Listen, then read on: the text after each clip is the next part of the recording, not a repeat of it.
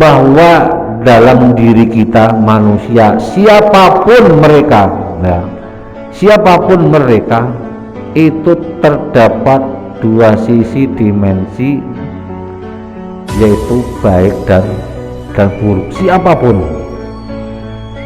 tidak lepas dari sisi baik dan buruk. Dan sisi baik dan buruk ini dua hal yang berbeda. Jadi digambarkan baik dan buruk itu seperti kutub selatan dan kutub utara, atas dan bawah.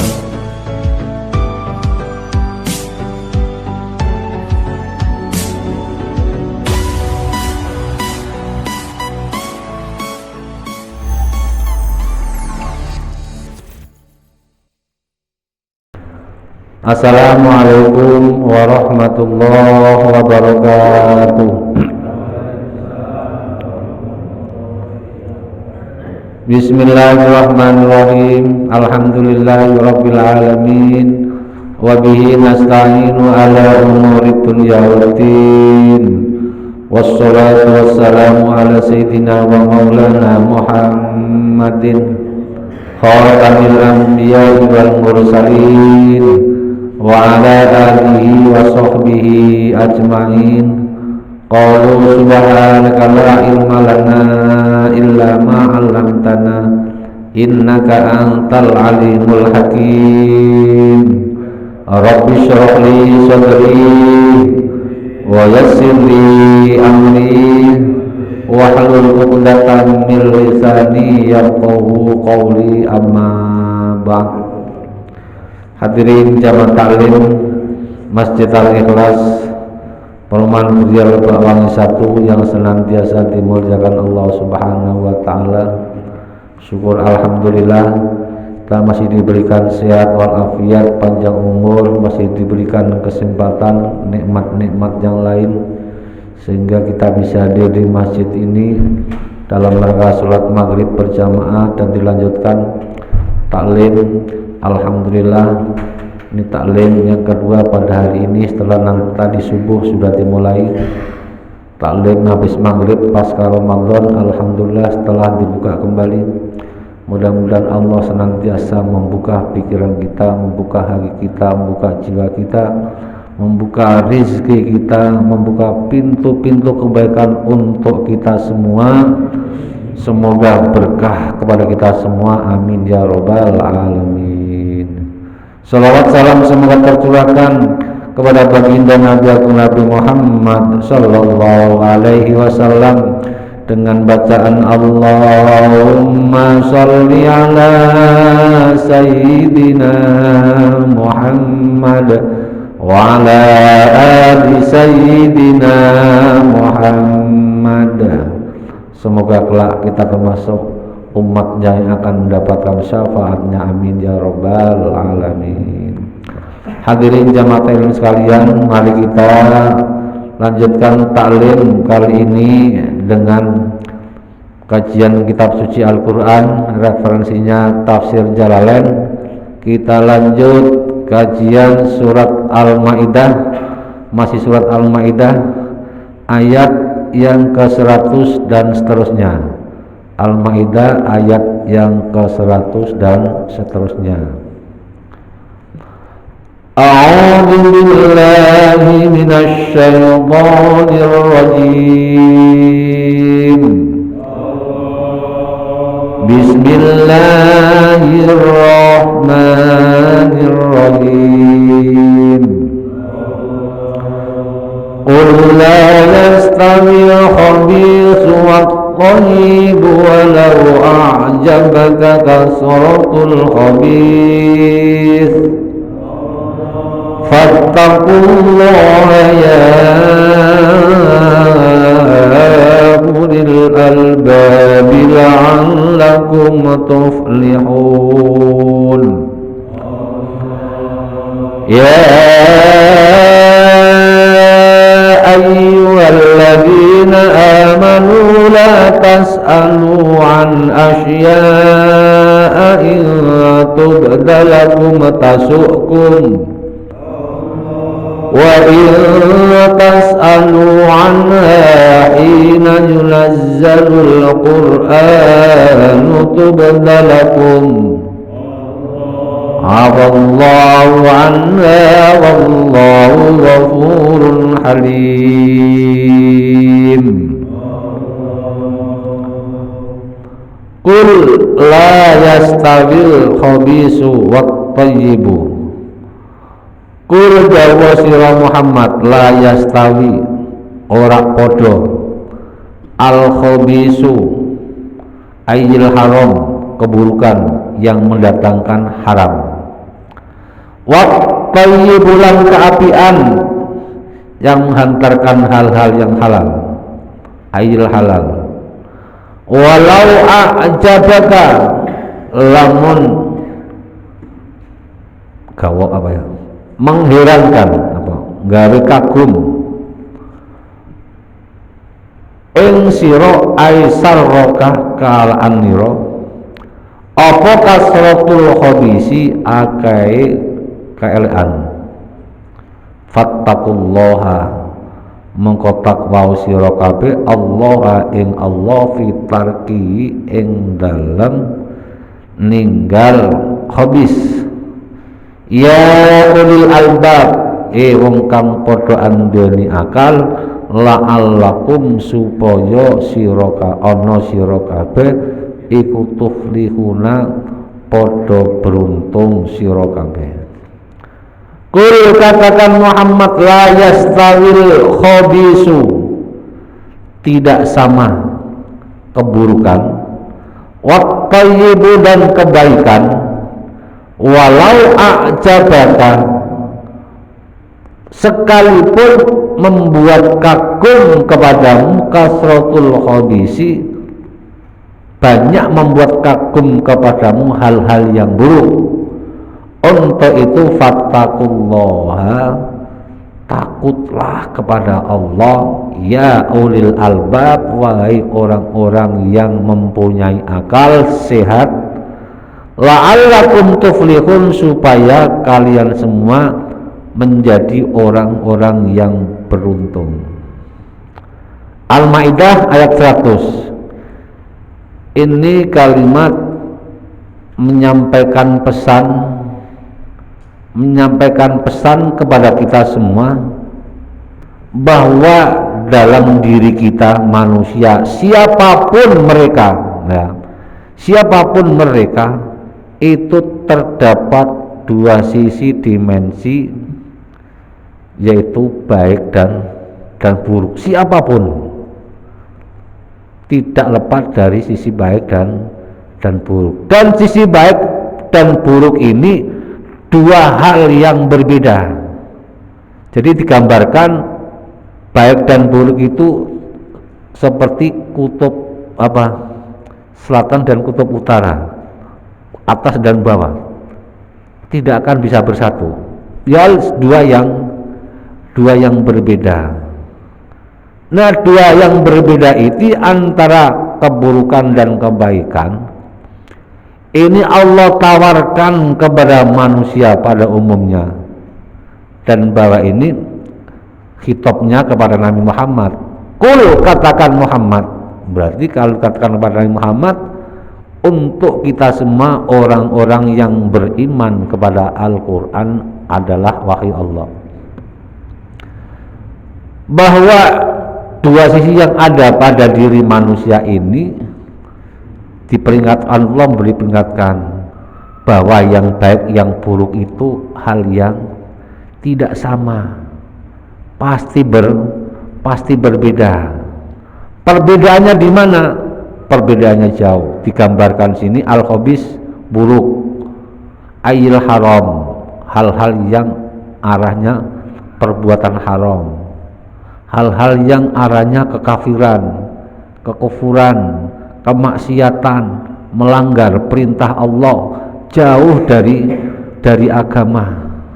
Wat thayyib kebaikan, minal halal hal-hal yang halal, hal-hal yang berkaitan dengan iman, ketaatan kepada Allah, hal-hal yang berkaitan dengan agama, hal-hal yang berkaitan yang positif buat kita semua, dan ini dampaknya tentu pada kita semua, pada kita semua, kapan, baik di dunia maupun di akhirat. Kemudian diteruskan ayat, walau a'jabaka sarroka kasratul khabis, walaupun sekalipun hal-hal yang buruk itu banyak membuat kagum, istilahnya gaya tariknya lebih hebat, lebih dahsyat. Hal-hal yang mengajak perbuatan berdosa kepada Allah, hal-hal yang mengantarkan untuk melanggar perintah Allah, ini gaya tariknya lebih kuat, gaya tariknya lebih kuat dalam hal apapun, ini bagian daripada bagian daripada ajakan setan yang selalu menggoda kepada kita semua. Dari depan nggak bisa, dari belakang, depan belakang nggak bisa, dari sebelah kanan nggak bisa, dari sebelah kiri, dari arah manapun selalu setan menggoda kita dengan cara yang paling kuat, dengan cara yang paling dahsyat, sampai dengan cara yang paling halus. Nah, ini mengingatkan kepada kita semua bahwa keburukan dan kebaikan itu adalah tidak sama. Kalau kebaikan mengantar kepada orang supaya berbuat baik, makanya Allah pesan fattaqullaha, takutlah kepada Allah untuk meninggalkan hal-hal yang arahnya terhadap barang yang haram, hal-hal yang dilarang oleh Allah. Pesannya kepada siapa? Ya ulil albab, wahai orang-orang yang mempunyai akal, karena akal ini adalah pemberian Allah, nikmat Allah yang besar diberikan kepada kita, termasuk kita dikasih akal yang sehat, pikiran yang jernih, akal yang pintar. Kalau kita bandingkan terhadap saudara-saudara kita yang akalnya kurang, akalnya kurang. Untuk itu pesannya terhadap orang-orang yang selalu diberikan akal yang sehat. Supaya la'allakum tuflihun, supaya nanti kalian mendapatkan keberuntungan, terutama keberuntungan, kebahagiaan kelak di hadapan Allah Subhanahu wa ta'ala. Ini kaitannya dengan ayat sebelumnya bahwa tugas Nabi dan Rasul hanya menyampaikan risalah wahyu Allah, hanya memberikan peringatan, diberikan peringatan supaya diajak untuk menyembah kepada Allah, berbuat baik kepada Allah. Kemudian ayat yang lain, hanya orang-orang yang bisa diberikan peringatan oleh Allah lewat nabinya, lewat orang-orang yang sebagai penerus Nabi, para ulama, para kiai, para guru-guru kita, untuk diperingatkan supaya tetap taat kepada Allah. Mereka yang bisa menerima peringatan dari Nabi, dari Allah lewat nabinya, lewat para rasulnya, lewat para orang-orang yang senantiasa mengajak amar ma'ruf nahi munkar kepada kita semua, alladzina yakhshawna rabbahum, orang-orang yang takut kepada azab Allah bil ghaibi, walaupun kita tidak bisa melihat secara langsung azab Allah, hanya orang-orang yang beriman.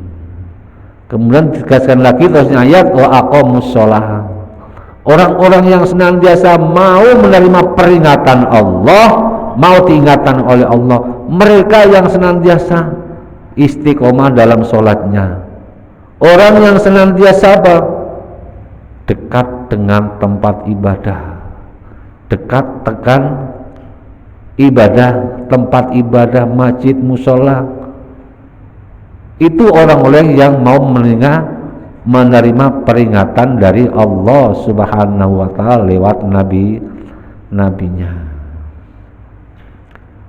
Hal seperti itu sama juga kita membersihkan jiwa kita. Jadi ibarat apa itu? Ibarat kita seharian tidak mandi, apa rasanya Pak? Keringetan, bau, nggak enak. Kalau habis mandi seger. Begitu juga orang kalau habis mengingat kepada Allah, insya Allah ada sedikit ketenangan, kenyamanan dalam jiwa kita yang dirasakan oleh orang yang beriman. Wa man tazakka fa innama tazakka li nafsi, orang yang membersihkan dirinya lewat ibadah kepada Allah itu sama juga dia membersihkan jiwanya, menghilangkan hal-hal yang arahnya hal-hal yang negatif. Kemudian ayat ini bagian daripada Allah menyampaikan bahwa keburukan kebaikan itu adalah tidak sama.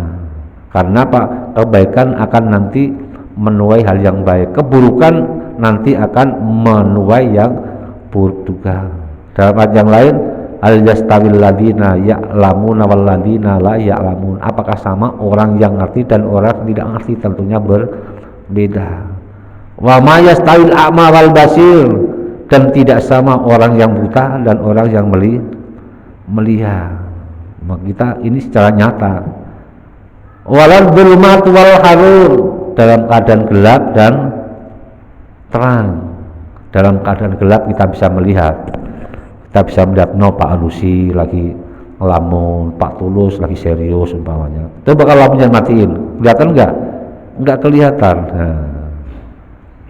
Walal dillu walal harur, dalam kondisi yang teduh dan panas. Dalam kondisi teduh, alhamdulillah adem rasanya hari ini, seharian nggak kepanasan. Keluar sedikit, panas banget. Tentunya beda. Ini gambaran bahwa nasihat Allah dalam ayat ini supaya kita senantiasa bisa melakukan hal-hal yang baik yang berkaitan dengan perintah Allah Subhanahu wa taala. Ya. Apakah setiap perbuatan jelek itu adalah ajaran dari setan? Sementara kita juga diciptakan itu dari dua sisi, ada kebaikan dan keburukan. Nah, bagaimana cara kita membedahi bahwa ini perbuatan setan atau diri kita sendiri gitu? Ya, bahwa sisi baik dan buruk itu pada diri setiap manusia. Manusia ada kalanya orang tersebut, kemudian ayat lain, wahadainahun najdain, aku tunjukkan kepadamu dua jalan, ini jalan baik, ini jalan buruk. Kalau kita berbuat jalan yang buruk, berarti apa? Iman kita, ketaatan kita kalah dengan ajaran setan itu. Karena ajaran setan dengan cara kasar gak bisa, dengan cara halus, an yamina wa an sama'ilina wa an aimanina wa an aidina, selalu menggoda dari depan, dari belakang, dari kanan, sebelah kiri. Kalau kita telah berbuat jahat, berbuat larangan Allah, itu berarti Pak, iman kita telah dipinggirkan, iman kita kalah, dan itu manusiawi Pak, itu manusiawi. Selama kita masih mengakui kesalahan kita di hadapan Allah, kalau kita salah kepada Allah, mengakui kesalahan kita terhadap sama manusia, Allah Maha Pengampun. Nah, ini terus nanti ada afallahu anha. Itu Pak Iron ya. Jika ada kesalahan, itu memang al-insan mahalul khata' wan nisyan, tidak lepas dari salah dan lupa. Dan kesalahan itu kalau memang kita mau mengakui kesalahannya, segera minta ampun kepada Allah, minimal baca istighfar. Asal tidak dosa besar, dengan kita baca sholawat, istighfar, wudu, insya Allah dosa kita dihapus. Selain dosa besar berarti apa? Masuk kategori dosa besar, syirik itu yang utama, zina, kemudian durhaka kepada kedua orang tua, kemudian apa dosa yang besar lagi yang terhadap sama manusia, mencaci orang, kemudian ghibah, memfitnah orang. Al fitnatu asaddu minal qatl. Selama bisa diselesaikan, kita saling maafkan. Apalagi ini momennya masih momen bulan Syawal, ayo kita selesaikan. Mungkin gitu kali Pak ya. Ya.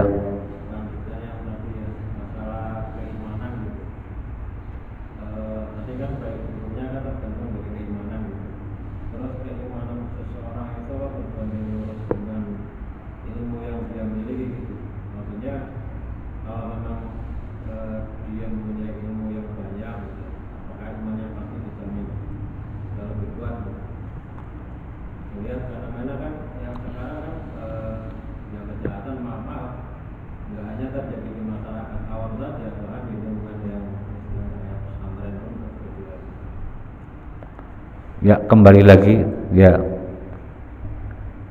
notabene-nya maaf ya, pondok pesantren sekarang lagi apa, musim viral. Ternyata di dalam pendidikan Islam isinya seperti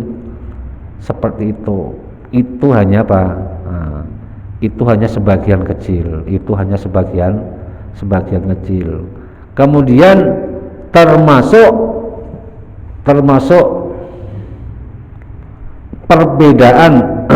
perbedaan hobis wat thayyib. Kita harus senantiasa Pak menjaga kebaikan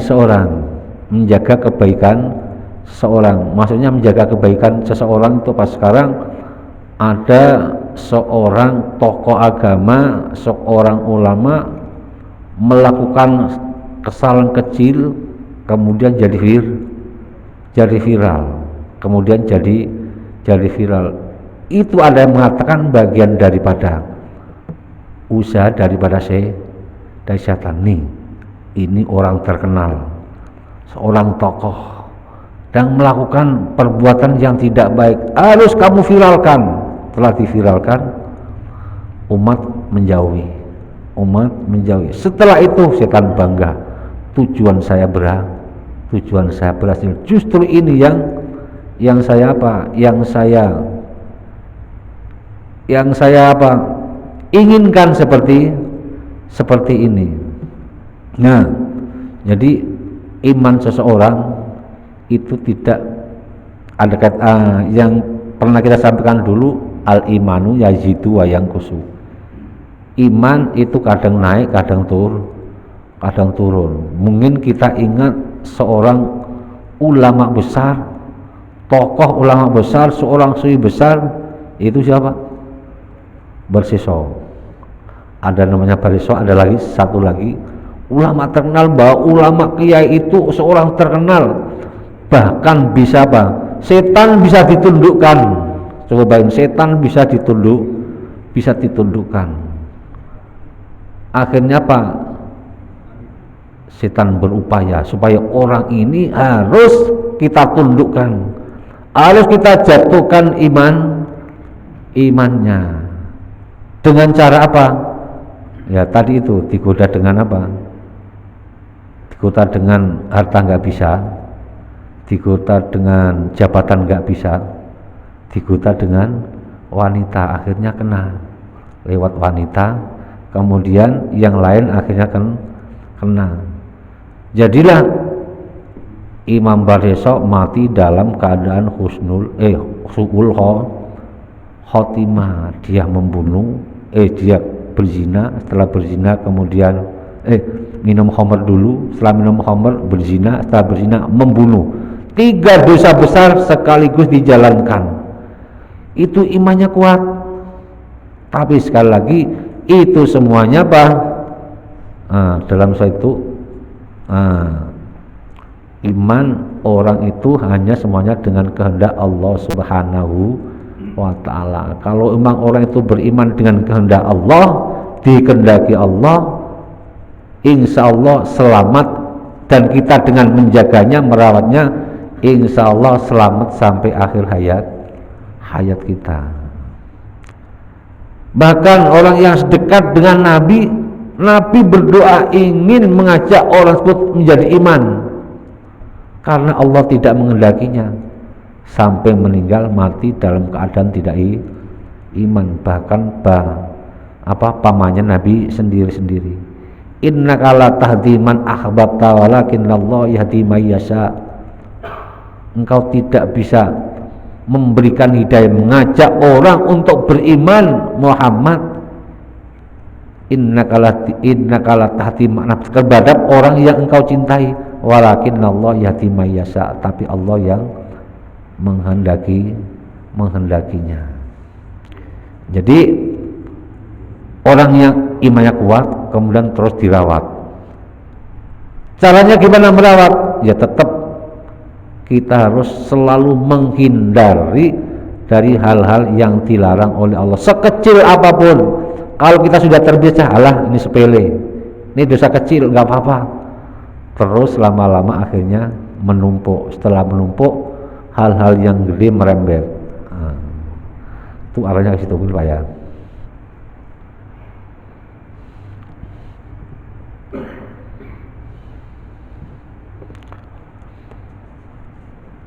Jadi intinya yang berkaitan dengan hal tersebut, nah sekarang ini masih bulan Syawal, yuk kita istiqomah dalam hal ibadah. Kemarin hal-hal yang pernah kita lakukan di bulan Ramadan kemarin kita teruskan di bulan Syawal. Tujuannya apa? Agar apa? Tertanam jiwa iman, jiwa dekat kepada Sang Pencipta sampai sekarang, agar terus tertanam di bulan-bulan berikutnya. Insya Allah, walaupun itu tidak banyak contohnya membaca Al-Quran yang kita baca kemarin di bulan Ramadan. Kemarin bulan Ramadan khatam berapa kali, Pak? Alhamdulillah masih ikhlas khatam dua kali. 3 kali berikut yang tadarus lewat speaker, alhamdulillah ya. Lain kalau yang di rumah, minimal itu bisa kita teruskan 1 hari ya, 1 hari setengah halaman, 1 hari setengah halaman. Kalau nggak bisa setengah halaman, malam Jumat deh, malam Jumat 1 juz, minimal surat Yasin. Itu juga Pak, bagian daripada merawat iman kita lewat istiqomah. Maqalla wa kafa khairun mimma kasura wa alha. Barang yang sedikit cukup itu lebih baik daripada kita banyak tapi melalaikan buat kita. Jadi gambarannya qalilun tu'adda syukrahu khairun min kasir la tutikuhu. Kita diberikan gaji kecil, rezeki sedikit, tapi merasa cukup malah tambah syukur, itu lebih baik daripada kita diberi gaji banyak tapi malah tidak bersyukur. Lebih baik mana, Pak? Banyak bersyukur, ya begitu Pak ya. Lebih banyak gajinya gede tapi rajin ibadah, duitnya banyak, rajin sedekah, gitu Pak ya. Duitnya, gajinya naik 10 kali lipat, enggak jauh dari ibadah kepada Allah. Masih berapa menit lagi, Pak? Masih lama ya. Ya ayyuhalladzina amanu la tas'alu an asya'a in tubdalakum tasukum. Ya ayyuhalladzina, ini wa nuzila lan den turunake apa hadal ayah lama aksaru semangsane podo ake sopo sahabat su'alau ing pertanyaane sahabat sallallahu alaihi wasallam. Ayat ini turun karena apa? Banyak sahabat yang bertanya kepada Nabi, ya ayyuhalladzina amanu wong akeh kang padha iman sapa ladina la tasalu aja padha takon sira kabeh an asya saking pira-pira perkara intubda lamun den jelasake sira aitul haro lakum maring sira kabeh tak sukum dadi Allah sira kabeh. Ya ayyuhalladzina amanu orang-orang yang beriman, janganlah kalian bertanya terhadap sesuatu jika itu dijelaskan kepada kalian justru tasukum akan membawa bencana kepada kalian. 5 mal perkofiain dalam asa minal masakoli saking perkara kang nyulitaken wa in tasallamun takon sira kabeh anda saking asya khina yunazzalul Quran semangsane diturunake apa Al-Quran ai fi zamanin nabi ing dalam zamanin Nabi sallallahu alaihi wasallam tubda mokon tinjelasake laku paring sira kabeh.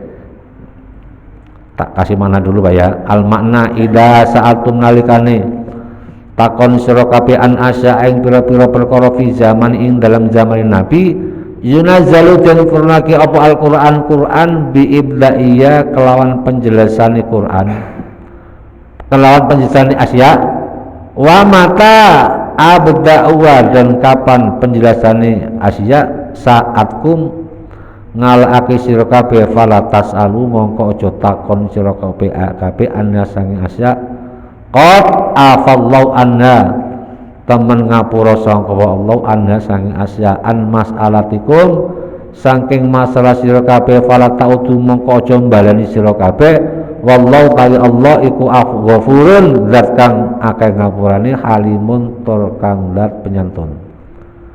Ya ayyuhalladzina amanu orang-orang yang beriman la tasalu jangan kalian bertanya an asya'a dari satu perkara intubda jika perkara tersebut yang kalian tanyakan dijelaskan dijawab lakum kepada kalian tasukum justru membawa bencana kepada kalian.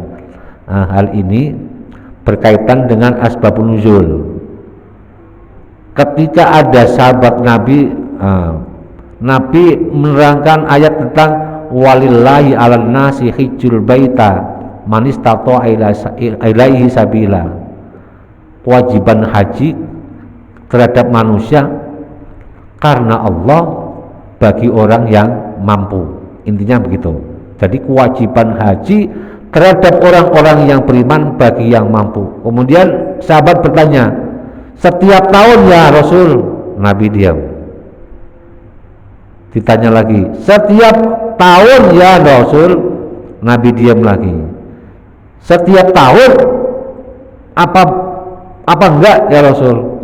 Kemudian Nabi baru menjelaskan, kalau tadi kamu nanya saya jawab iya, kemudian yang kedua jawab iya, akan menjadi kewajiban.